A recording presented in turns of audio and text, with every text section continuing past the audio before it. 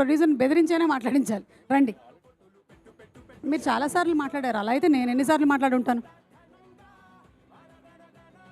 Actually ఏ ప్రొడ్యూసర్కైనా ఇలా success event పెట్టినప్పుడు డిస్ట్రిబ్యూటర్లు మేము కట్టిన డబ్బుకి రూపాయికి రూపాయి వచ్చిందని, లేకపోతే డబుల్ చేసిందని, లేకపోతే కమిషన్ వచ్చిందని చెప్పడమే పెద్ద ఇది కదా, సక్సెస్ కదా. అదంతా వాళ్ళే చెప్పారు కదా, ఇంకా నా సైడ్ నుంచి నేను చెప్పేది ఏముంటుంది. మీరు ఇందాక నుంచి ఫ్లాట్ కొంటారా, కార్ కొంటారా, ఎన్ని నేను తనతో మాట్లాడతా, మీరు ఎందుకు ఆయన రెచ్చగొడుతున్నారు ఇందా నుంచి?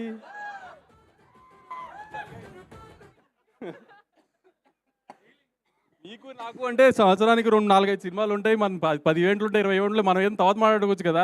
2 సంవత్సరాలకు ఒకసారి హీరో సినిమా చేస్తాడు, అతన్ని ఎందుకు రెచ్చగొడుతున్నారు మీరు మధ్యలో? మన ఇద్దరిని కలిపి కొంటది ఆవిడ, మీరు ఆవిడికి మనం గిఫ్ట్లు ఇవ్వడం ఏంటి? అదే అందుకే అంటున్నా. ఇక్కడ నుంచి ఓవర్ టు నవీన్. ఇంకా నా మంత్లీ ఈఎంఐ మీకు పంపిస్తూ ఉండండి.